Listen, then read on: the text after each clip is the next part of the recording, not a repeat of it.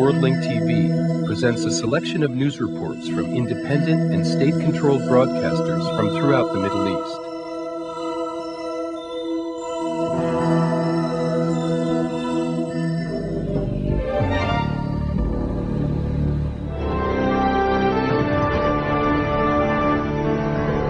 Welcome to the news of the hour from Dhabi TV. 4 Israelis were killed in a martyrdom attack on a shopping mall in Afula, northern Israel. Meanwhile, Israel heightens its security level. A Palestinian man detonates explosives transported on a bicycle near the Kfar Darum settlement in Gaza, wounding 3 Israeli soldiers. Now to our correspondent in Gaza, Hazem Badaru. Al-Qassam brigades claimed responsibility for this new operation. 21-year-old Shadi al-Nabhin from the Brej refugee camp detonated a bicycle carrying explosive near the Kfar Daron settlement in central Gaza. He was killed immediately and 3 Israeli soldiers were wounded lightly. The Israeli army declares a total closure of the West Bank and the Gaza Strip, following the recent number of martyrdom attacks. Sharon presides over an emergency security meeting, and Tel Aviv revives the idea of expelling the Palestinian president after accusing him of collaborating with the armed Palestinian factions who are conducting these martyrdom operations. Violent clashes occur between Fatah fighters and supporters of the leader of the extremist group Al-Nur al-Islamiyya. Leader Abdullah Shreiri survived an assassination attempt 2 days ago in the Ain al-Hilwa refugee camp in southern Lebanon. Now to our correspondent in Beirut, Rafiq Nasrallah. Ain al-Hilwa refugee camp is under fire again since there are clashes between the Fatah movement and the Nur group. Meanwhile, the Fatah movement wants to settle the military situation here in this refugee camp, which continues to be surrounded by the Lebanese army. People are holding rallies in Rabat condemning the attacks in Casablanca. Morocco says it's too early to accuse Al-Qaeda of these attacks. This is the end of the news in brief. A few days after the attacks on several buildings in Casablanca, the Moroccan Minister of Information said that it is too early to accuse Al-Qaeda, led by Osama bin Laden, of planning these attacks, adding that they are interrogating a number of suspects. Meanwhile, there is an ongoing debate between the leftist and Islamic groups, especially after the latter organized a mass rally in the capital, Rabat, condemning these attacks. The leaders of the Islamic groups in Morocco organized mass rallies to clarify their political stance to the Moroccan public opinion condemning Friday night's attack on Casablanca, killing innocent people. This is the first time that Islamists are publicly expressing their opinion on the streets of Rabat.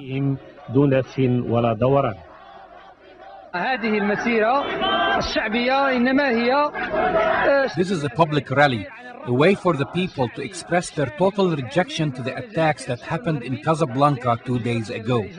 This rally was organized by the various Islamic groups to clarify that these attacks are not related to the Islamic movements in Morocco.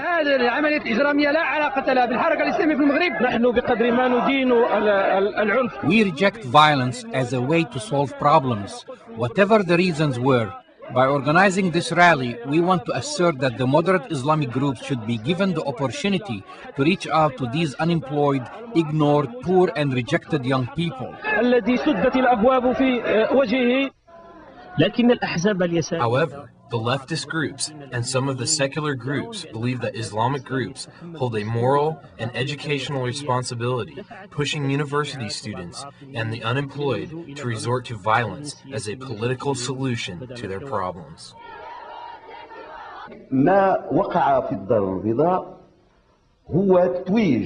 The events in Casablanca is a result of wrong Islamic ideals targeting the Moroccan people, especially the minds of the young ones.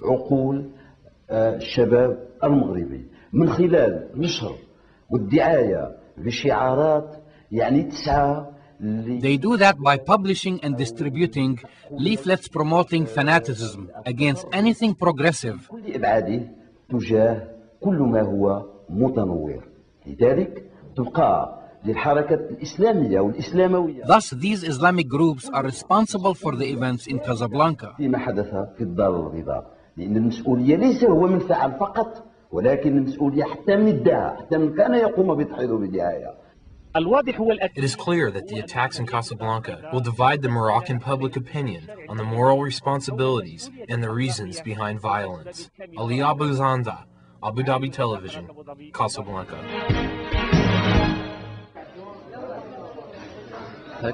This is the situation at the entrance of the emergency room at Saddam Medical City. Tens of injured flow into the hospital and doctors are trying to treat them with whatever they have. The sterilization equipment which is needed to perform surgery is malfunctioning. Meanwhile, other patients prepare to leave the hospital before their injuries are even treated. The medical status of Saddam Hospital is as bad as all the hospitals in Iraq. The situation is really bad, starting with the condition of the unpaid doctors, the lack of an adequate place to stay, and insufficient medicine. All this affects the doctor's ability to treat patients. The problems continue to increase as compared to the past. The health situation in the Mansour Children's Medical School Center was even in worse condition. A dispute erupts between a father and a doctor after the doctor refused to admit the 7-year-old child. The child was refused treatment because more severe cases were coming in due to a recent cluster bomb explosion from an unexploded American ordnance. On the 3rd floor of the same building, where children with cancer lay, you will hear and see the sadness of fathers and mothers who are unable to relieve their children's pain. In addition, doctors reiterate that the current situation and problems have doubled from what they have faced throughout the past years. The lack of electricity is what we consider the top and most significant problem at the hospital. We are using one generator, which is already old. Second, it does not cover the hospital's needs 100%. So half the hospital works, and the other half either doesn't work or is very weak. This is the first and most important problem. For example, we cannot operate the incubators. This is the first problem. Another problem is lack of water, which is not good for drinking, cleaning, or testing. The hospitals, which slightly improved their condition, like the one in Yarmouk, still cannot adequately deal with situations like this young man's, whose internal organs were ripped apart by an explosion. His case is critical. Like you see here, a bandage is necessary after surgery, but there isn't one. We have very few bandages. You see, it is not healing well after the surgery. The bandage is not available. We should change it more, but we lack the bandages needed to change his dressing 3 to 4 times a day. So the wound doesn't heal, and that is as a result of the lack of supplies. There are many reasons for the difficult medical conditions in Iraq. An embargo which has lasted more than 12 years and an ongoing war whose victims continue to be admitted to these hospitals even after the fall of Saddam Hussein's regime.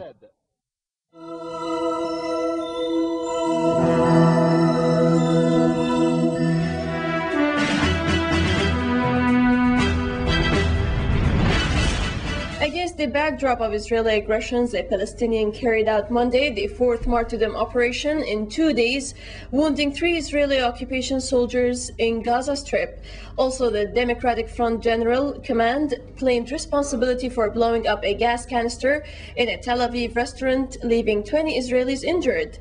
This came as Israeli authorities imposed a complete closure of the West Bank and the Gaza Strip, and the Israeli government decided to boycott any foreign official who meets Palestinian Chairman Yasser Arafat, who it accuses of supporting their resistance operations. Though Israeli officials ruled out expelling Arafat for the moment, Palestinian Foreign Minister Nabil Shaath said Abu Ammar is in great danger once again. Again, Palestinian chairman Yasser Arafat is in danger from Israel.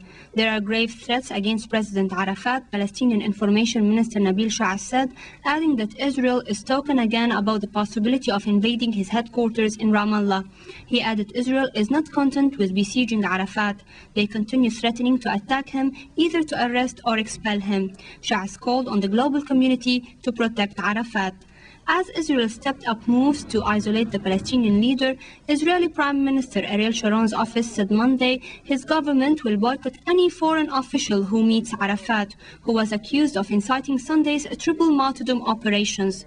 But Arafat refuted the accusations as he condemned the attacks, saying that he is committed to the so-called roadmap to peace in the Middle East.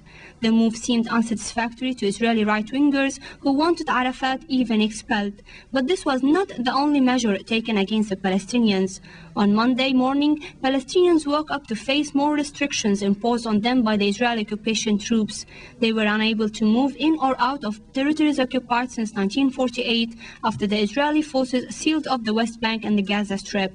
The latest developments came hours after Sharon held his first talks with Palestinian Prime Minister Mahmoud Abbas on implementing the roadmap, which ended inconclusively.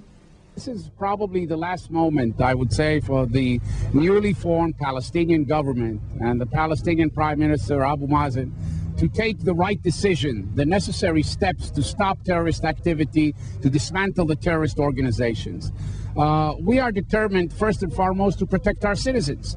And if the Palestinian Authority fails to take these actions, if Yasser Arafat continues to call the shots, so to speak, it will leave us with no other option but to bring those who conduct terrorist action to justice or bring justice to them. But Abu Mazen tried to convey to the Israelis that it's quite impossible to crack down on Palestinian resistance groups while Israel continues to kill and demolish Palestinian properties. On Sunday, Sharon held an emergency meeting of his cabinet, which concluded with a statement saying Israel would continue to fight so-called terror everywhere, at any time and in any possible way, following a number of martyrdom operations over the weekend that took the Israelis and their government aback. Resistance operations were still going on Monday. A Palestinian fighter wounded Monday 3 Israeli soldiers in the Gaza Strip. Hamas armed wing the Izzuddin al-Qassam brigades claimed the operation and said Shadi Salman al-Nabbahin, 21, from the Burej refugee camp detonated his explosives while riding a bike as the Israeli soldiers passed in a jeep near the Kfar Darom settlement. Hamas also claimed Sunday's 3 operations in occupied Jerusalem and Al-Khalil that killed 9 Israelis. To the fighters for Allah, to the decision makers, God take by your hands and supports those who support you, and abandon those who abandon you. You are the hope and future for this country. God is the witness on your legitimate struggle. Don't be the tongues who condemn your legitimate struggle. Do not let agreements and initiatives make you hesitant. The roadmap we have lined with our blood, flesh, and struggle. Izzuddin al-Qassam brigades also said its fighters detonated a bomb overnight as an Israeli vehicle was passing near Beit Hanun in the Gaza Strip. The Israeli army acknowledged the operation, adding that the car was damaged but denied any casualties being inflicted. And on Sunday night, a great explosion blew up outside a crowded Tel Aviv restaurant, wounding at least 20 Israelis. Israeli police said the explosion was an apparent accident as a gas canister blew up as it was being unloaded from a truck. But the Popular Front leadership claimed the operation, and in a statement received at Manar channel, the front said Martyr Jihad Jibril fighters planted a bomb in a gas canister near a restaurant near Tel Aviv's municipality. The bomb exploded in time, inflicting many casualties among the Israelis. In more aggressions, Israeli bulldozers operating in the Gaza Strip destroyed 8 houses and part of a mosque on Monday, including the family home of martyr Fuad Jawad al-Qawasmi, who carried out Saturday's operation in Al-Khalil. Palestinian security sources said 4 of the houses were in the southern town of Rafah, in a district very close to the border, which is the site of the majority of Israeli demolition aggressions. They said bulldozers also destroyed 4 more houses and a mosque in the northern town of Beit Hanun. They also razed some 200 hectares of agricultural land in the area, which has been the site of heavy military Israeli aggressions since the end of last week.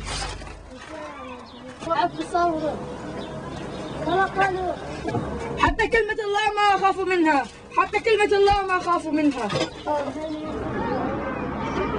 They came in about 2 o'clock in the morning. They told everybody to go out. They put them away far away, and then they didn't even give them a chance to take anything with them.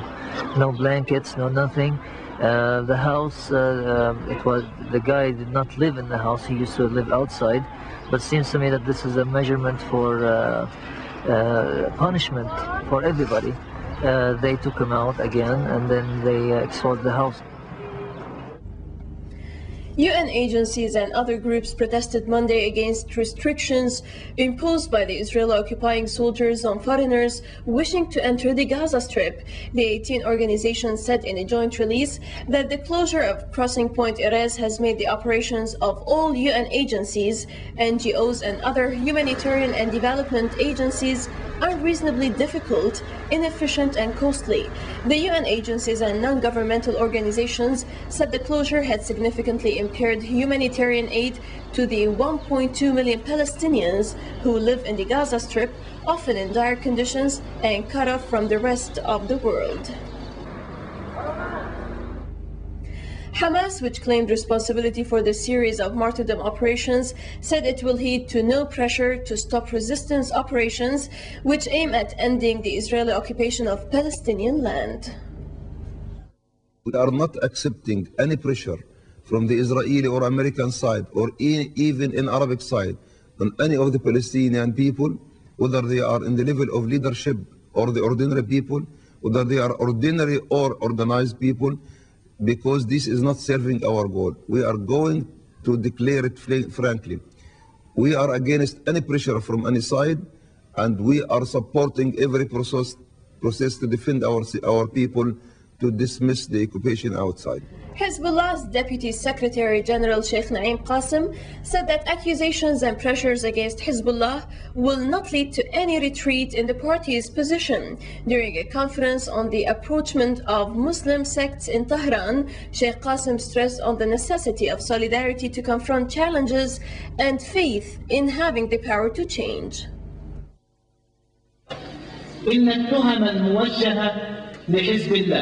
The charges pressed against Hezbollah of resisting the Israeli occupation, protecting Lebanese independence, strengthening the Lebanese-Syrian ties, and supporting the Palestinians' right to return to their homeland are honorable accusations and increase our confidence and will. These charges and the pressures that come along them will not lead to any retreat in our position, and we do not have any answers to give on unjust and aggressive questions.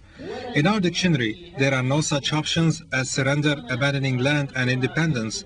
Our only option is to stand up in front of any aggression, whatever the sacrifices are and whatever they will cost. Shooting incidents and anarchy threatened to sink U.S. post-war plans in Iraq, even as Washington's appointed administrator, Paul Bremer, started his second week in office Monday after a high-profile visit to the northern capital of Mosul. Speaking to the media, Bremer denied reports that there was a delay in setting up an Iraqi interim authority. Meanwhile, more than 100 protesters gathered to protest their displacement from their homes by returning Kurds. I don't know where those stories are coming from because we haven't delayed anything. My colleague, the British ambassador, and I had a very productive meeting with some Iraqi leaders on the subject in Baghdad on Friday night. We told them that our coalition authority is intent on moving forward as quickly as we can. An economic crisis is looming in Iraq as the cost of food, clothing and transport is now outstripping the meager income of most Iraqis, with state employees receiving emergency payments of $20 each from the so-called U.S. Office of Reconstruction and Humanitarian Assistance. U.S. dollars are flooding the country and its value is collapsing against Iraq's local currency, the dinar. Iraqis have to convert their U.S. dollars into the Iraqi dinar to buy local goods. Before the war, $100 was worth 150,000 dinars. Now it's only worth 90,000. Currency workers in Baghdad have said they believe the conversion rate will continue to fall as Iraqi dinars are no longer being printed. Many banks were looted and many dollars were stolen. Meanwhile, the Americans pay in dollars, so now we see a shortage of Iraqi dinars, and it's a large problem.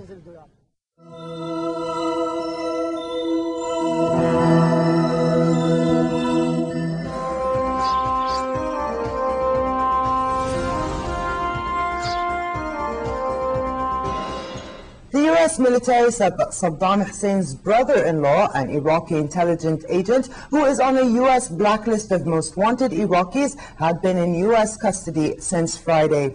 A statement said that coalition forces had captured Lu'ay Khairallah, who is also a companion of the ousted Iraqi leader's son Uday.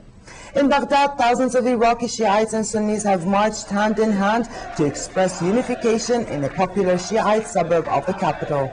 Most Iraqis don't share the U.S. vision of a reconstructed Iraq resting on a foundation of Western-style democracy.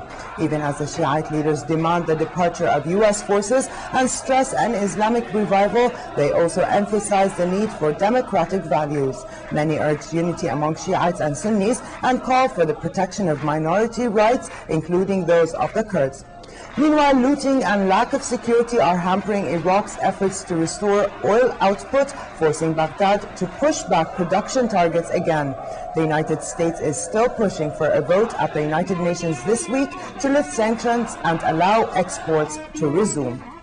Algeria's armed forces denied they had freed the last 15 European tourists held hostage by a group of armed rebels for more than 2 months deep in the Algerian desert. State radio said all efforts continue to be undertaken by the armed forces and the security forces to liberate them. Earlier, security, military and diplomatic sources said 10 Germans, 4 Swiss and 1 Dutchman had been freed. Another security source said that a German airliner had arrived in the capital Algiers to collect the hostages. Algeria's Interior Ministry was not available for comment. More than 100 elite forces attacked a hideout last Tuesday and freed the first group of 17 hostages.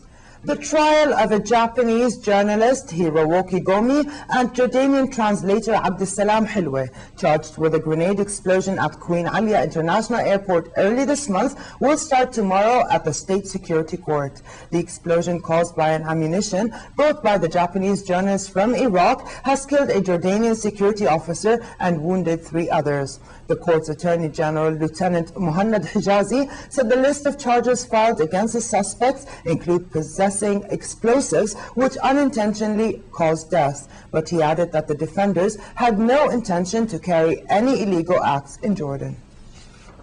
I confirm that the defendants have violated the Jordanian law by carrying these bombs without getting permission from the legal authority. Mr. Hiroki Gomi also violated the international regulations which regulate the aviation when he tried to carry the bomb on the plane.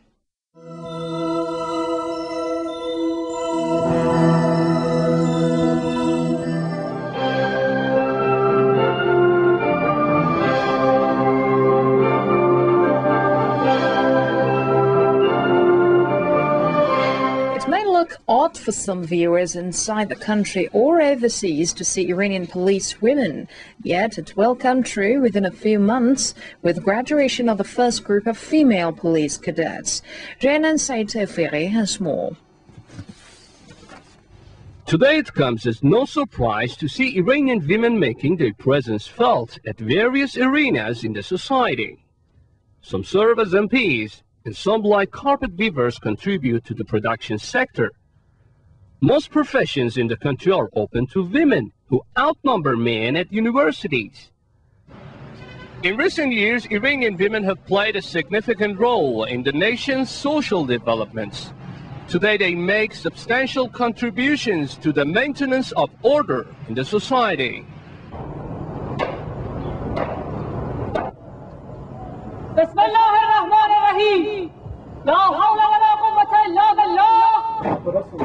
Roaring like a lion, carrying rifles like a soldier, and shooting like a hunter. Aged between 17 and 23, these young girls get military lessons at Qusar Police Academy. The complex, established in 1999, is now playing host to the recruits who will soon be joining their male counterparts on the beat in crime prevention. The would-be female police shoulder appropriate duties like criminal investigation, and most definitely the number of recruits will increase in the near future. As the Iranian flag is hoisted early in the morning, the daily practice kicks off, hitting the bullseye, attending crash courses, and drilling on the parade ground. These are only a token of their hectic daily schedule.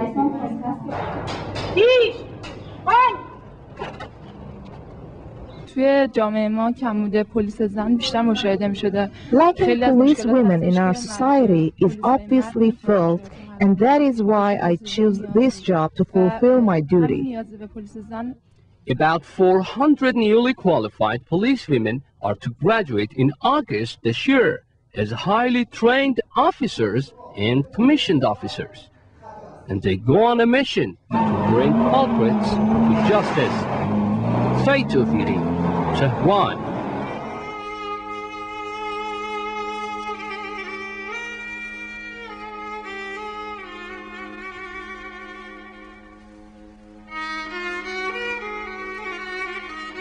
Mosaic is made possible by a grant from the John S. and James L. Knight Foundation, which promotes journalism excellence worldwide and invests in the vitality of 26 U.S. communities, and the William and Flora Hewlett Foundation,